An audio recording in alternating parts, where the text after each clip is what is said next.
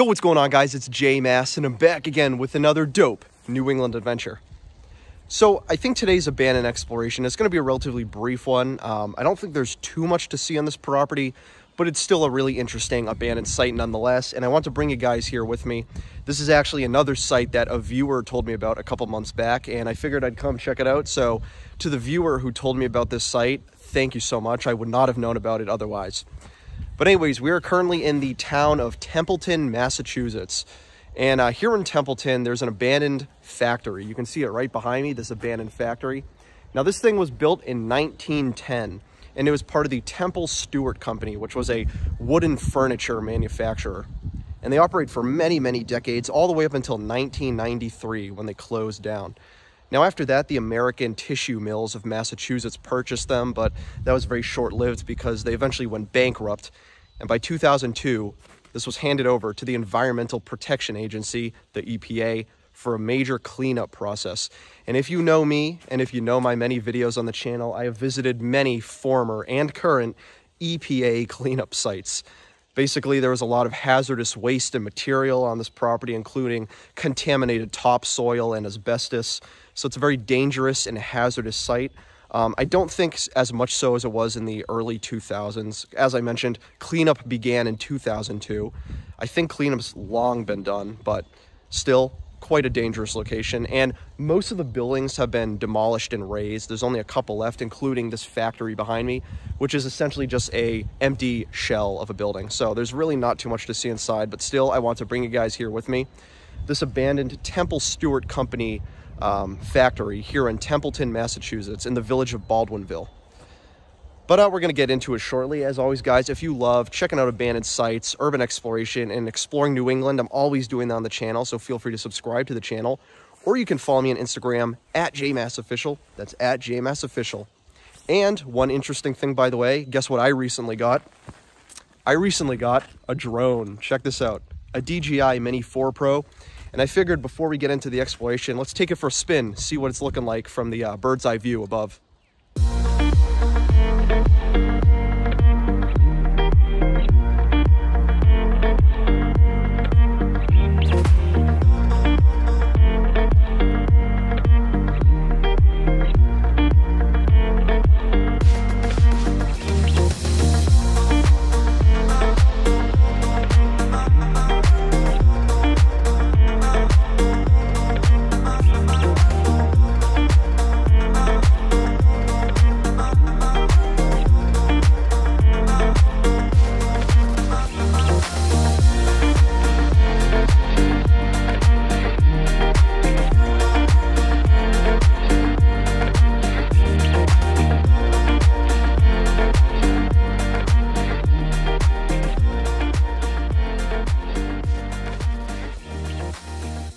Well, I hope you guys enjoyed those drone shots. I'm still a beginner to using drones, so I'm hoping to use them more and more as my channel progresses. Really excited about that.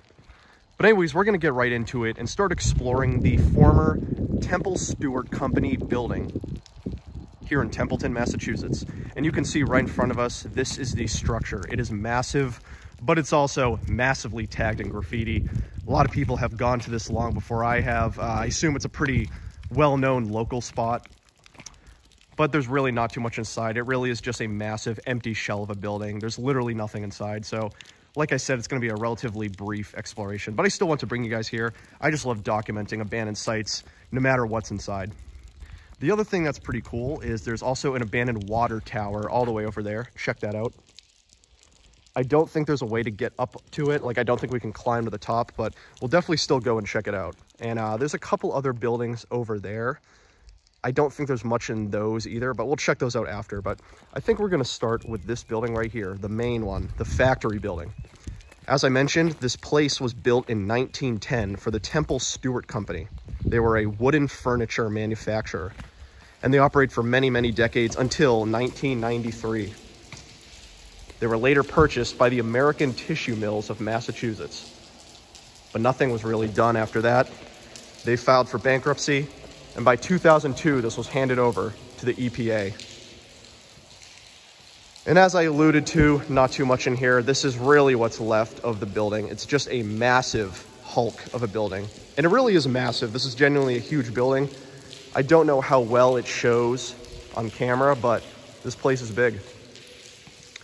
And I think the main defining feature of this building is all of the graffiti. There is a lot of graffiti here. And it's strange because online, this isn't a really well-known spot. As I mentioned, I didn't even know about this. You know, a viewer of the channel is the one who told me about it. But there's tons of graffiti here, so I assume a lot of locals from the area probably come here to tag. There is some cool graffiti, though, I will say. It's, you know, it's kind of reminding me of, what's it called? The Aerosol Techniques factory in Milford, Connecticut.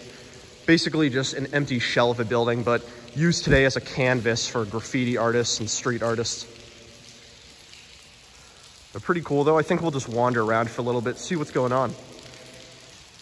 So obviously these doors right here were once part of a loading dock for trucks. And I think there was another loading dock over there. Actually, there's a ton. So you can see a lot of the openings and entrances on the walls were all loading docks for trucks to back into, load, unload product. Kind of interesting how many there was. So I basically think this was the distribution site right here. And also on the outside, you know, there were some signs about, you know, coming in for trucks loading. So I do think this was some sort of distribution or administration building. But it really is huge. It's massive. Really only held up by these structural beams right here. Peek outside over here. This is the truck parking lot where trucks would have backed in. Again, the loading docks right here.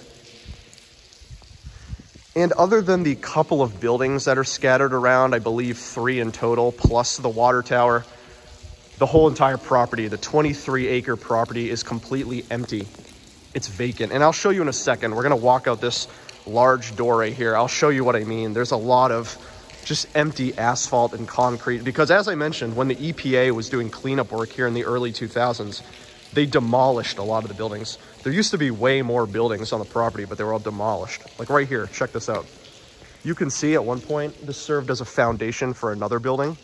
Probably a massive, huge factory building. Now it's completely gone, just empty, flat concrete with the water tower.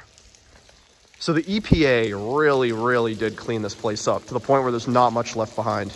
Just this empty shell of a building. Now, I do think we might be able to go in there, this section, and I see there's a door up there. So let's go check that out really quick. Also, I somehow just noticed this, despite there not being much in here. Random ass couch just sitting here. It's strange, there's nothing. This whole place is vacant and empty, and then there's just a random couch. So this place is definitely a hangout spot for local teenagers and urbexers. All right, let's peer in here really quick. I think these are the bathrooms. Yep. So these are some of the only rooms in this building.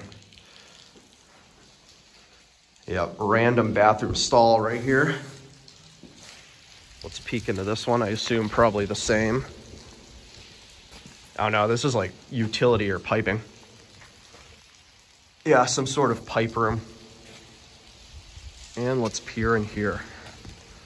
Yeah, and this is the other bathroom. So got some stalls. Although the toilets are gone in this one, which is strange. The toilets were in the other, not this one. So I'm wondering, what was that door we saw up there? I wasn't sure if there's a way to get up there, but I don't think there is. It's probably just part of the piping, I assume. I wasn't sure if it was like an upper level or something. But yeah, guys, that's really about it for the inside of this building. As I said, it's a pretty brief one. There's not too much to see. But it's still cool. I mean, don't get me wrong, really enjoying exploring this. I think we're going to go outside in a second, see what other buildings on the property we can find. Those ones I haven't really checked out yet, so I'm interested to see. All right, guys, so this right here is the other building I saw. Looks like some sort of engine house maybe, or like a vehicle building.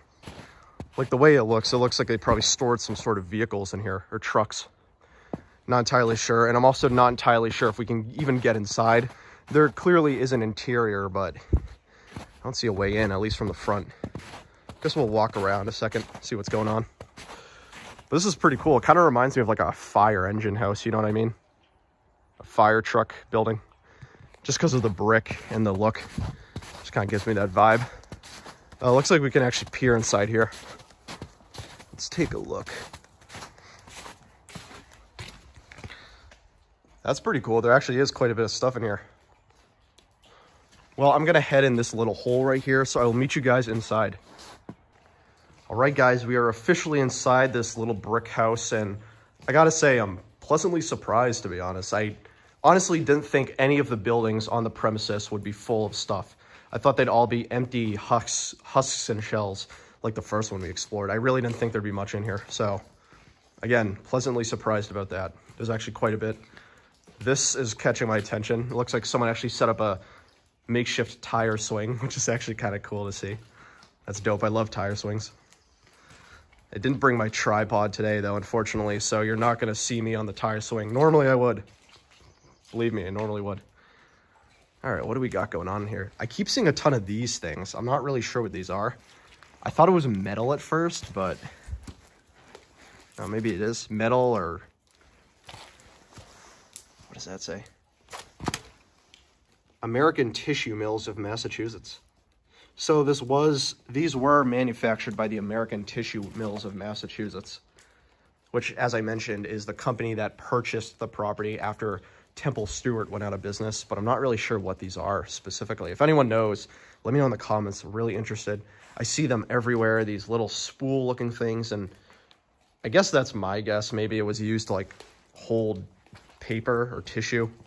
I don't really know. Wow, there's a bunch of stuff here, though. Also very damp and mossy. As you probably can tell, it is early April, still snow on the ground, wet and damp everywhere, so not the driest time to be exploring this property. Yeah, I cannot tell what these things are. So, okay, they're not even made out of metal or wood. They're made, well, I guess they are made out of wood, but it looks like they're made out of, like, bark mulch or wood chips. That is so strange. I don't know what those are. Is it like sod or fertilizer? I'm genuinely curious. I have no clue. Seriously, if anyone knows, let me know in the comments. I will probably never figure it out. All right, let's sneak back over here. This is obviously a very small building, not too much going on in here, but I just want to take a look. I don't know if the third building on the property will really have stuff in it, so this might be our only opportunity. What is that? I can't tell what that is. Some sort of machine. Huh, this is pretty cool. Interesting. I didn't think we would find a building with anything in it. Obviously, this place is in pretty severe decay. The roof is completely gone, collapsed. You know, there's snow coming in and rain and shit, but really interesting, though. I'm glad we got to get in. All right, let's head back out. All right, guys, so we're heading over to check out what I believe is the last building on the Temple-Stuart property. And again, I just want to show you more of the exterior. You can see there is a lot of open and empty asphalt and concrete slabs. Clearly, this was once holding another building or warehouse of some sort. Now it's just an empty foundation. And that is the first building we checked out, the main building, the factory building or distribution center, and the only major building left on the property. Everything else is pretty small. But that thing really is big. Like, don't get me wrong, it's a huge building. Looks like at some point there was another building attached to it right there. Now, again, just an empty foundation. As is this one right here that I'm currently walking on. And again, the pretty sick water tower, which we'll check out last. All right, I'm gonna check out that last building. Give me one sec. Okay, so apparently I suffered from some sort of optical illusion because what I thought was a third building was in fact not, just more empty foundation. It looked like a third building from a distance. It wasn't. I also confirmed on Google Maps and in person. Again, not a third building. So really all we have is this little, I don't even know what this is, to be honest, actually. It's like some circular structure. Whatever it was, it's clearly a foundation, not a building. And you can see there's not too much going on in here. It's actually very short and narrow, completely empty. So some weird concrete structure right here. Actually, there's another right there. Yeah, really not sure what this is, but definitely not a building I thought it was. So there's actually only two buildings on the property.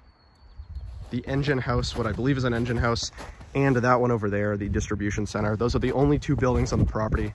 And then, of course, we got the water tower right here. Now I did do a little walk around of the water tower. There is no way to get up there. And believe me, if there was, I would. I'm actually not afraid of heights. So if I could, I would have gone up there, but I don't see a way to get up. But hopefully in the drone footage, you can see the water tower. So yeah, unfortunately can't get up there, but that is the pretty cool water tower. I'll also show you another view of it from a distance. I think the last thing we'll kind of focus on before I end the video is this massive foundation right here. This thing is huge. Again, I believe there was another building right here that was probably once attached to this one here. I don't know what it would have been, but I mean, clearly there was something here. This is a huge foundation. I don't know really how the camera does it justice, but this thing is huge. And then of course we got the exterior of this huge building right here. I think I'll walk over to the other end so you can see the front. And the water tower we just checked out. Sadly, could not get to the top of that.